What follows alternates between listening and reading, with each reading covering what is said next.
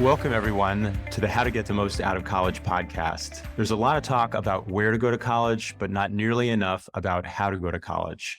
And it's the everyday decisions that drive your success. I'm your host, Elliot Felix. I've been a consultant to more than 100 colleges and universities, helping them improve their student experience. And I'm the author of How to Get the Most Out of College, where I take what I've learned about how college works and make it work for you.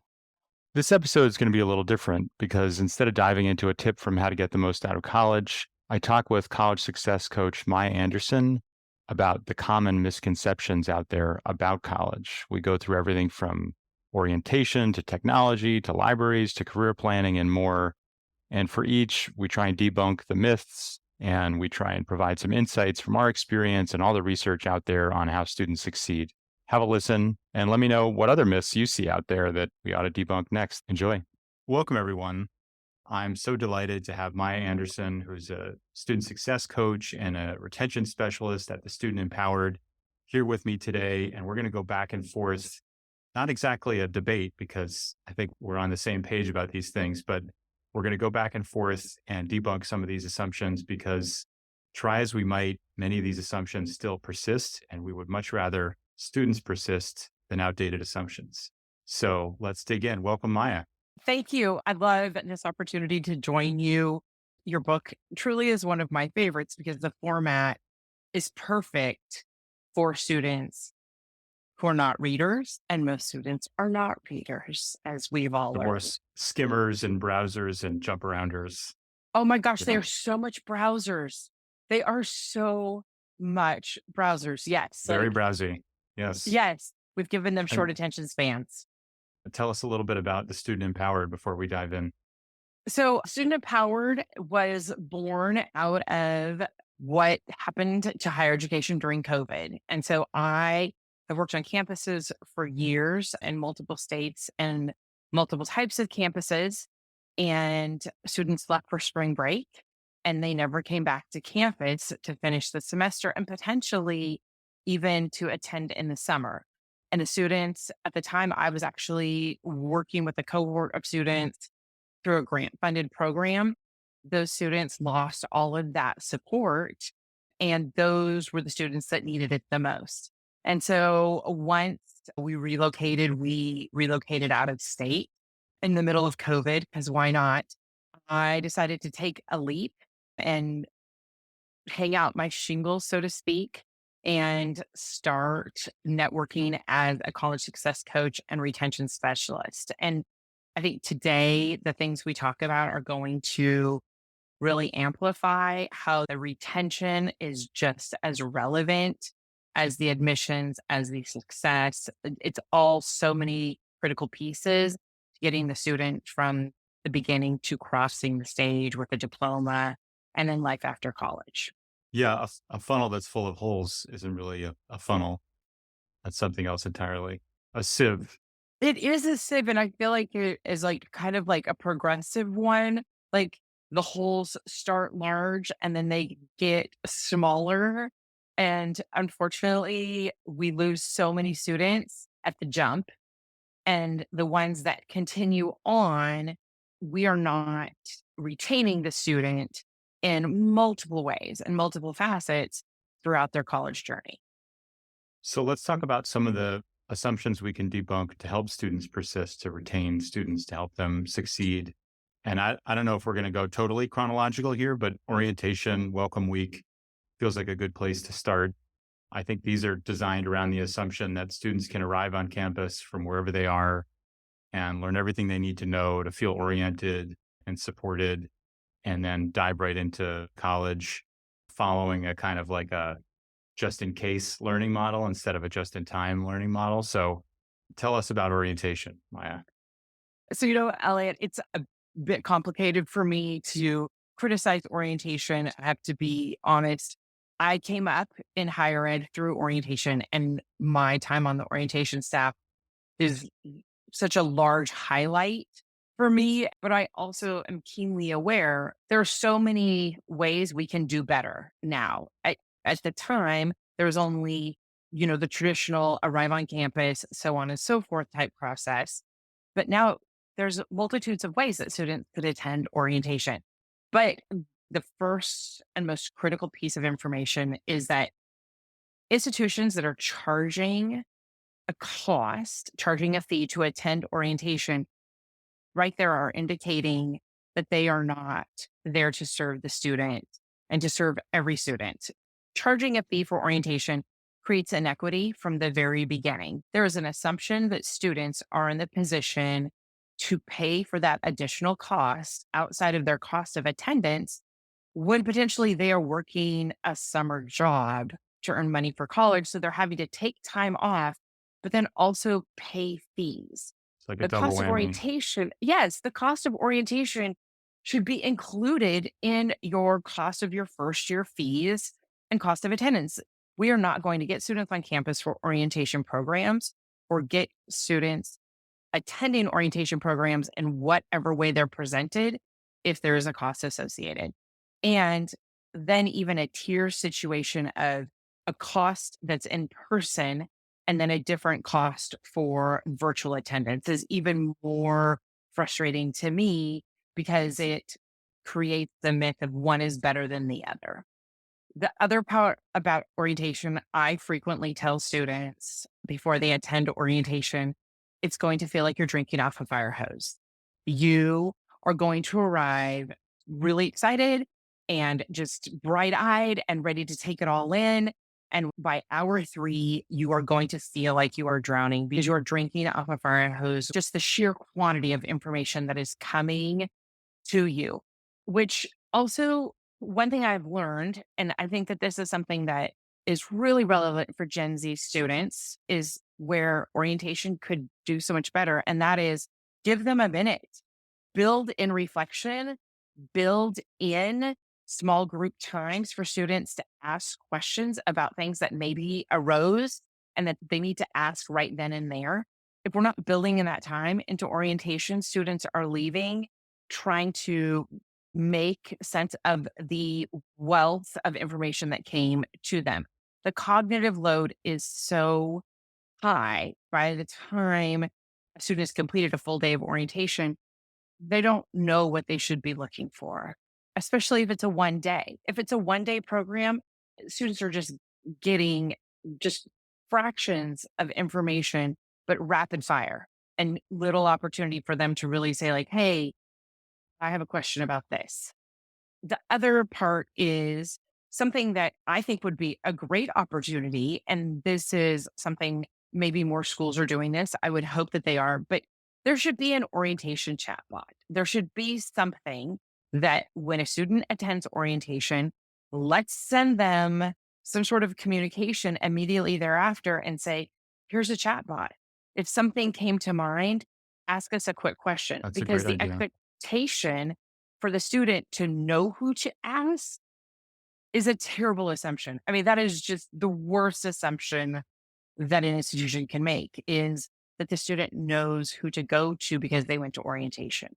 The other thing I've seen that's really interesting is defining who the orientation is for. I know like UT Austin made great strides in improving the retention of first gen students, in part by involving families in orientation because they need to get oriented about how schedules, expectations, availability, priorities, how all these things shift.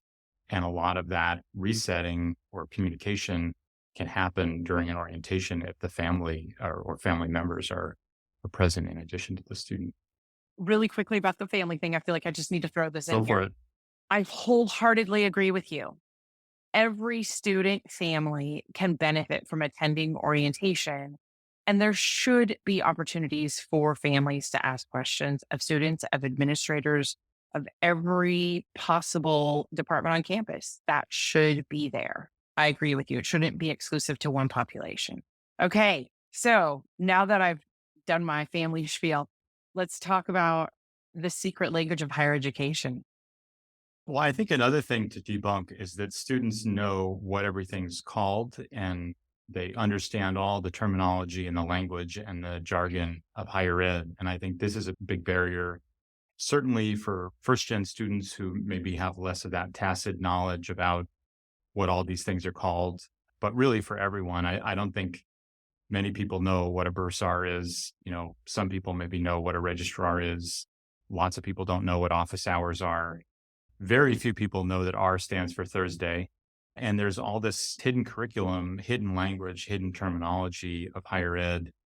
And I think it's a sign, it's a real litmus test as to whether or not you're student centered.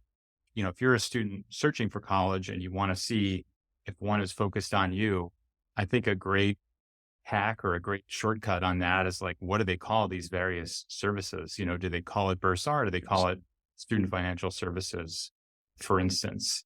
So I think the more that institutions can get rid of the jargon, talk about things in plain English, talk about things in ways that families talk about them, the more likely those services are to be used and therefore useful.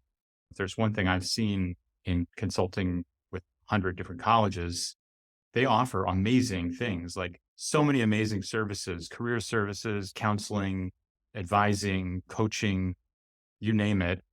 And when you talk to all these people who were busting their butts to offer amazing services to support students, they all say the same thing. We wish more students would take advantage of this.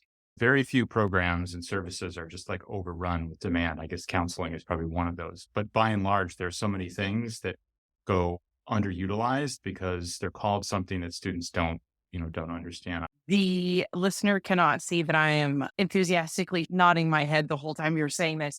So all of the families and students I work with, I actually have built them an encyclopedia of terms, if you will. I know I'm using a very old school term with encyclopedia, but I've built them a glossary of terms for exactly this reason. We speak the language of higher education and we interact with students using that language with the assumption that they are fluent in it. They are not fluent in the language of higher education. Right. Let's now move to number 3, which is another kind of fluency. Students are younger, so they must be tech savvy. They grew up with technology, immersed in technology. They're digital natives. They know everything about technology and don't need any instruction and can figure it all out on their own, right? So I love that the assumption that digital native means that students are tech savvy. Like, this is one of my favorite things. So frequently I hear things like, well, if they understand social media, then they should understand this X component about attending college. Or why aren't they checking their email? When students' email is Because not, because they're fluent in social media. Those are competing things, not complementary things. today's student is communicating through text. They're communicating through messaging services from social media apps. The list goes on. They are not communicating via email. And honestly, Elliot, I cannot think of a single student that I have worked with in college success coaching. There isn't a single student I've worked with that knows how to sync their campus email to the phone app on their phone. I literally walk every single one of them through that process. And I don't know what I'm going to do when a student comes to you with an Android because I don't understand how to do it on that. I'm always grateful that they have iPhones. But yes, this assumption that they're digital natives, so they'll be checking their email all the time.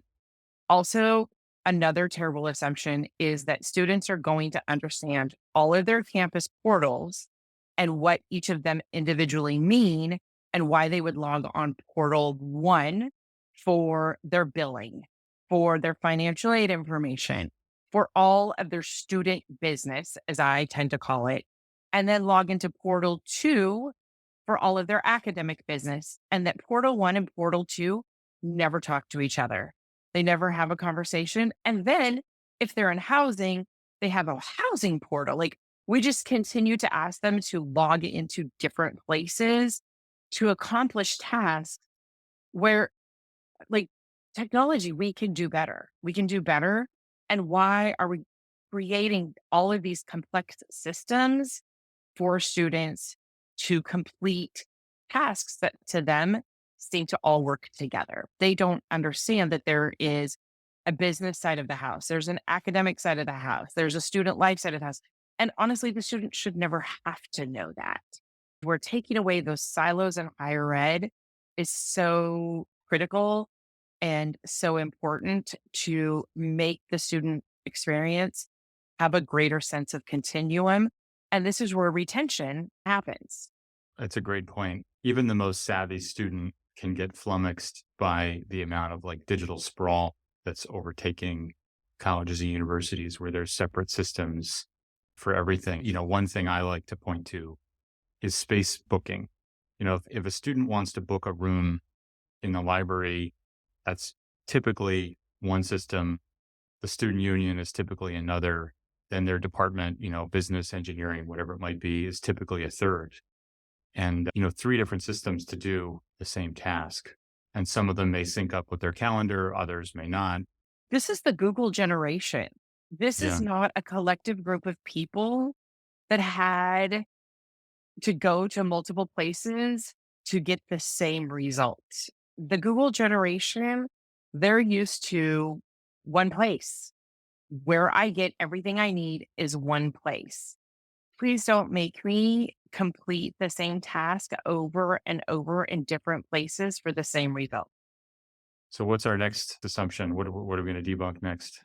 Okay, so what you have next is really critical because this touches on the cost of attendance. I love that you are connecting, making a correlation between price and cost. I think that's a really critical piece of information that families and students don't understand. So let's talk about this. There's price, cost, and quality. And what's interesting is that those used to more or less be a point. Those used to kind of be three different ways of saying the same thing. What something cost was often the price and was often an indicator of quality. But now those points have diverged and now it's kind of a triangle. And the relationship between them or the correlation between them is different. And that's, for a number of reasons. One is the marketing has gotten a lot better and, the science of enrollment management has gotten a lot better. And, people now they charge more, than the cost per se, and then they discount it. So a lot of people don't know that, for instance, at private colleges, a couple of years ago, we crossed a pretty interesting threshold. The fact that now the average discount rate is greater than 50%. So the average student pays less than half of what the advertised price is. And so price and cost are different. And a higher price isn't necessarily an indicator of higher quality. But the good thing is there are lots of other measures of quality out there. And, my favorite is probably the college scorecard, which is a Department of Ed resource where you can look at the cost or the price. Again, those are two different things. You can look at career placement. You can look at starting salaries. You can look at graduation rate. So you can get at least a broad brush view of the return on that investment of the quality. And it may be that, there's a state university that's, one third the cost and twice the ROI when you look at job placement by major. Or it may be that actually you can get a better deal at a private institution because of that discount rate. So everything got more complicated. We went from three things on top of each other, point to now a triangle, and the shape of that triangle is shifting based on marketing, based on enrollment management algorithms, and based on public perceptions and rankings. But I think if people do their homework, go to the college scorecard, go to other sites, you can kind of debunk this and get your own sense of how quality and value relates to price. Elliot, I wholeheartedly agree. And I'm going to just really throw a wrench into this because we didn't even maybe pre-plan to have this conversation. So I'm just going to throw it in and we will maybe do a special episode about this.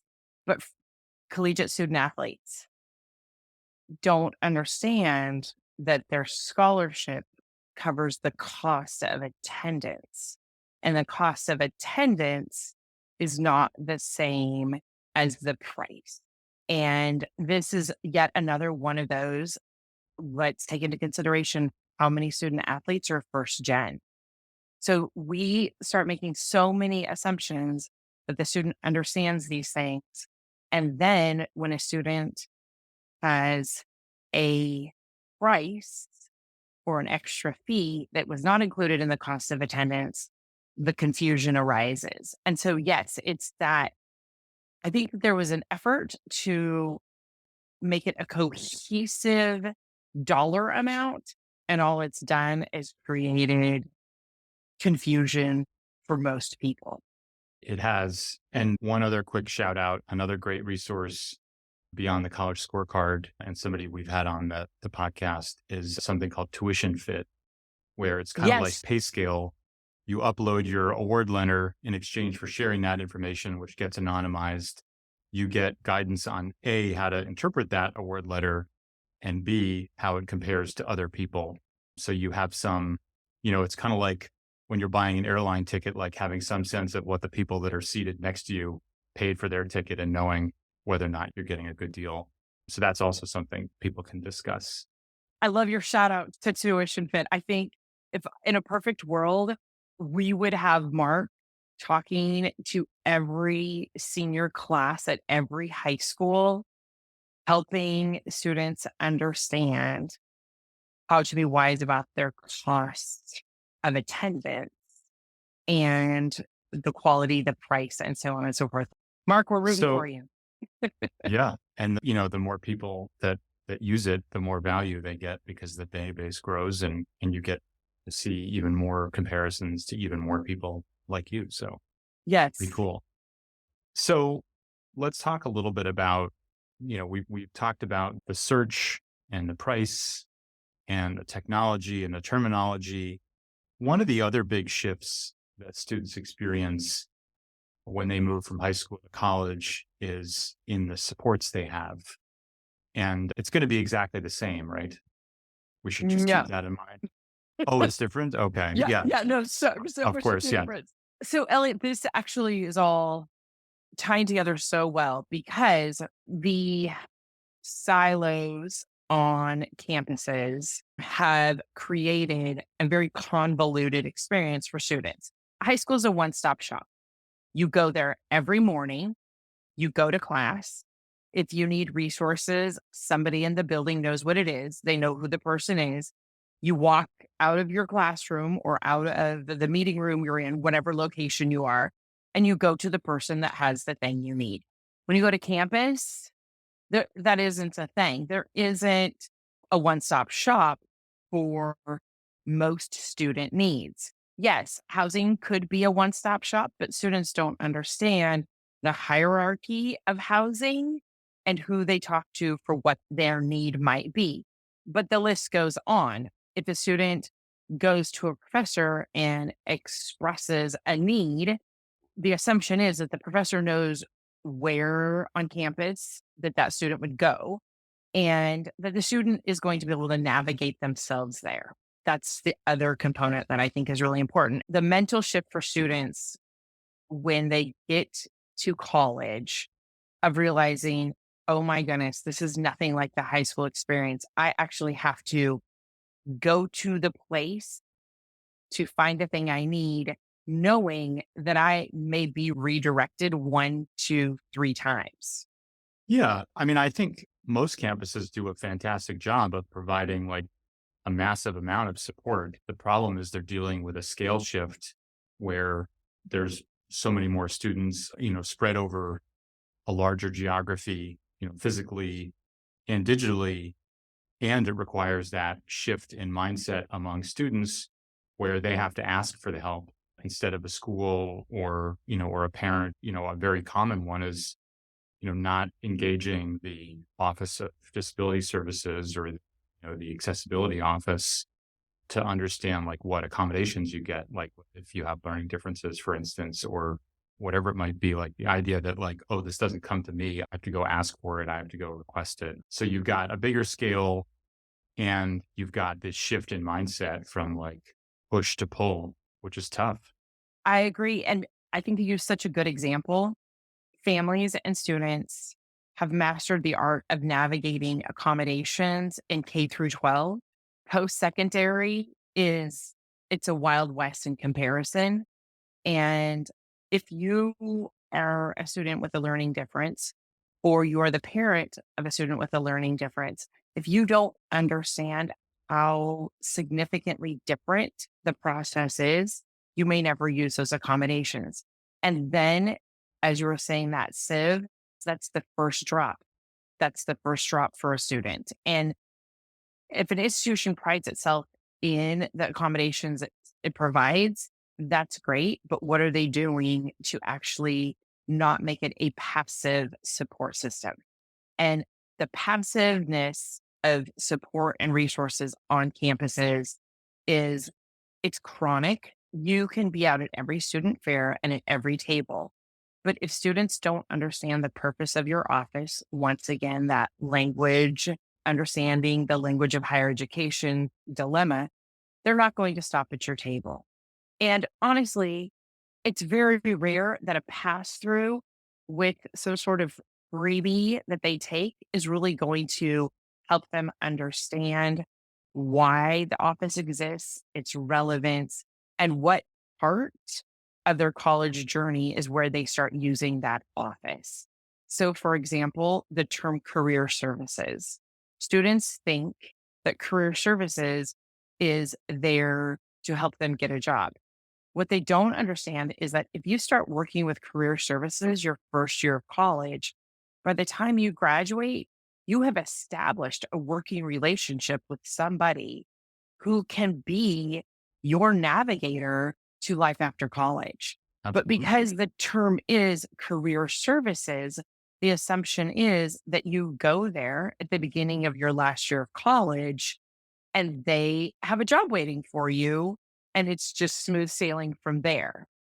Yeah.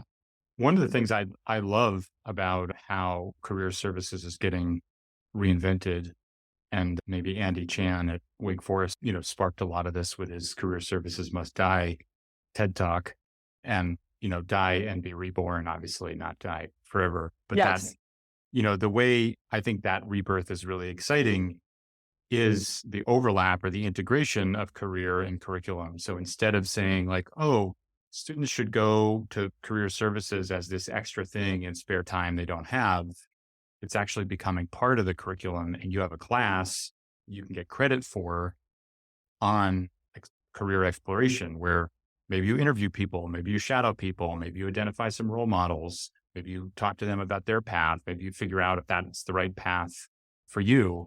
Maybe as part of that exploration, you identify some projects you can work on, acting kind of like as a consultant as part of a class project. So you're doing good, you're building a portfolio, you're trying out a career path, or you're trying it out through an internship. The idea that those supports, they move from push to pull, but maybe there's some way to push some of them out to students and integrate some things as part of curriculum. So it's not an extra thing. And these things aren't working at cross purposes, but they're like mutually reinforcing. Yes. And also, this is where there is kind of a head exploding moment for a lot of families and students that I work with when I say to the student, my expectation is that you make a visit to career services during your first semester. I usually have one member of their family that is meeting with us have an expression of confusion as to why you would do that during the first year. Because for them as a student, when they went to college, they didn't go to career services during their first year of college. They didn't think about career services until year three. I Yeah. mean, that was the norm. The norm was you get through the first 2 years, and then year 3 is when you do a pass through.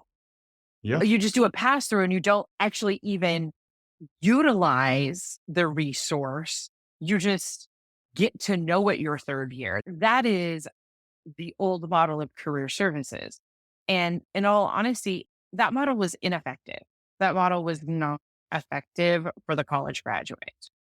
And I wholeheartedly agree that this transformation of career services being part of the curriculum of higher ed, being part of the student experience from the very beginning, this is truly how we our graduating students from college ready for life after college. Like life after college matters, and students need to know what that looks like.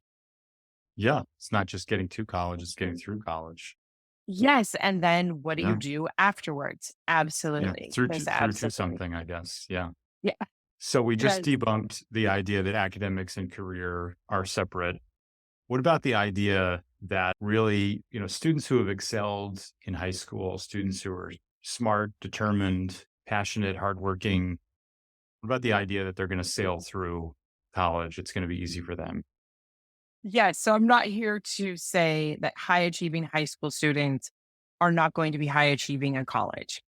What I will make a point of saying is that high achieving students are not ready for the first time that they are not high achieving in college. What you did in high school, what your GPA was in high school, the clubs you belong to, the list goes on in high school.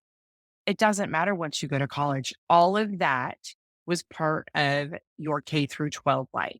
And your K through 12 life has been left behind. And so the assumption that high achieving students will automatically do well in college. For example, I have a student that I'm working with right now, and they registered for classes. They attended one of the first orientations and registered for classes. And the advisor said, well, you had a 3.9 in high school. And so this schedule will work perfect for you. That makes zero sense to me because you didn't ask the student if putting the courses that they're taking their first semester together play to their strength.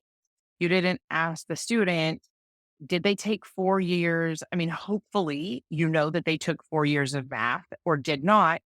If they did, they are absolutely ready for math. But if they didn't, there's been a gap. And so there's this idea that college readiness and college success happened in the classroom. College readiness is well beyond the classroom, and college success happens well beyond the classroom. So college success is beyond academics, and it's having that resilience and that network and that support to deal with those times when there are setbacks.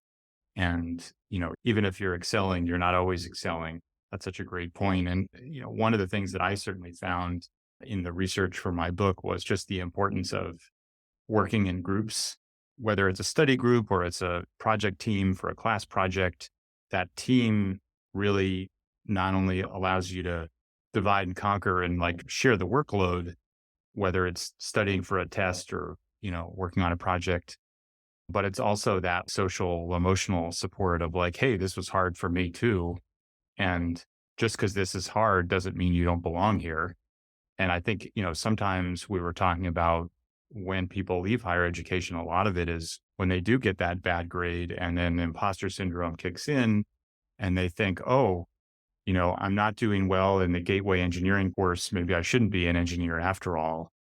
And, then they meet with a perhaps well meaning advisor who maybe reinforces that. And then all of a sudden they switch majors or they stop out. And I think seeing those setbacks as common and temporary is so critical. Yes, to all of those things, the well-meaning advisor. I am not going to say that I have not been that person once or twice. When I was young in higher ed, I was still in that place of the transactional nature of college. College is not transactional in nature whatsoever. And for students, they are used to a transactional type experience because that's what K through 12 is. And so, yes, to that well meaning advisor, because the student has started to make their experience transactional. So I'm in the class, I'm not doing well in the class. So then that means I don't get to check the box and I don't get to move on. So then you have a conversation with somebody who says, yeah, you probably aren't in the right place. And then, as you said, that imposter syndrome is having a heyday. It is roaring to the front.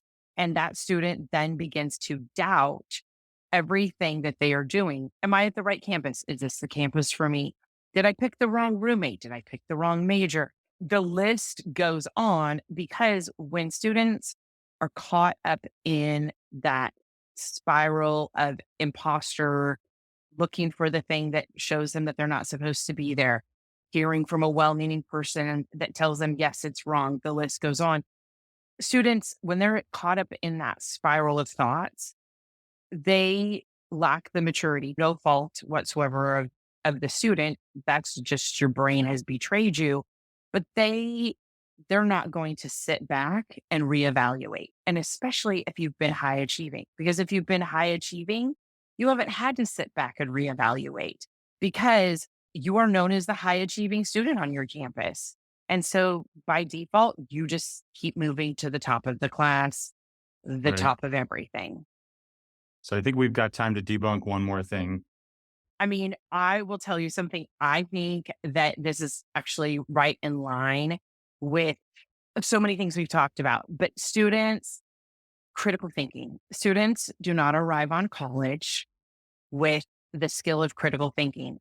And what students don't realize is that their library is actually the place where critical thinking happens. So let's talk more about libraries. Like, let's talk more about that the Yeah. library isn't just a building with books. Yeah. Well, if you think about those core skills like critical thinking, like creativity, like communications, so many of those can be learned at the library. And on many campuses, there's a transformation underway from a library as a place to access information to real hubs for creativity and student success because they bring together all the different services, spaces, and supports that students need. If you think about students who are not just studying for tests and writing papers, but doing projects, the library can be the place where they help you conduct the research. The library can be the place to help you hone that presentation. The library can even be the place to help you hone the paper or the script for that presentation or for that video that you're making and edit the video in the Media Lab or even make the prototype in a makerspace. So it kind of is the one-stop shop for these key 21st century skills, the skills that students want, and employers want students to have. And I think it's really an untapped resource. And students know to go to the library to study, but going beyond that is really the key thing. And it's back to this push pull dynamic we've been talking about. And interestingly enough, Bright Spot's most recent National Student Experience Survey, we found that 76% of students were satisfied with library spaces, which was actually the second highest thing on the whole survey. But only 63% were satisfied with library services. So there's still some work to be done there to make those visible, accessible, inclusive, to get the word out and encourage students to ask for them, but also to push them out to students, whether it's at, a reimagined orientation or part of career services or as they work on real world projects or throughout their whole experience. I absolutely agree. I know for my generation, we grew up going to the library. Because you had to. That's where all the information was. Yes. And the people who knew about it, they directed you to the right place. But they also, if you said, I want to know more about, they taught you the skill of critical thinking because they asked questions. So you want to know more about, well, what part about it? Why? What other thing are you looking for? The critical thinking happened from the librarian. That's where it happened for us.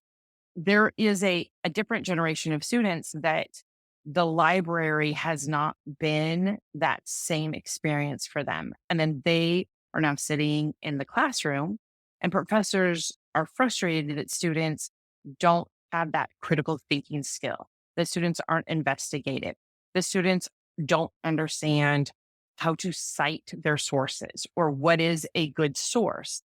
And students don't realize like the library is your best friend. I mean, it really is. I kind of laugh at myself at how much I utilize the library as a student and how much I push my students. Like, the library is your place. Go talk to somebody there. You'll be surprised to find out all of the things that your library can do for you. And like you said, so much more than books, so much more than books. And big thing for students that they don't want to do. is a speech class, right? I don't want to do a speech class. They don't realize that they can go into a room in the library and make use of the resources in that room and work out all the kinks so that they can confidently do a public speaking or a speech class. The library is your friend, people. Go use it. Library is your friend. Well, Mya, this is great. I feel like we debunked a lot of these assumptions that I think will help students and families and help people at colleges and universities who are really focused on being student-centered and creating remarkable and supportive student experiences. So it's been a real pleasure to talk about everything from orientation to libraries to supports to technology to terminology. And let's hope this helps debunk some of these assumptions and helps students persist instead. Yes, absolutely. Absolutely. Thank you, Elliot, so much for your time. I always appreciate conversations about higher education from the perspective of individuals that haven't done the same thing I have done in higher ed, because I always leave a little smarter. So thank you so much for your Me too. time. Thanks everyone for listening. Remember to subscribe, rate, and review us wherever you get your podcasts. And check out elliottfelix.com for all the episodes and the articles I've written, talks I've given, and more information about the book.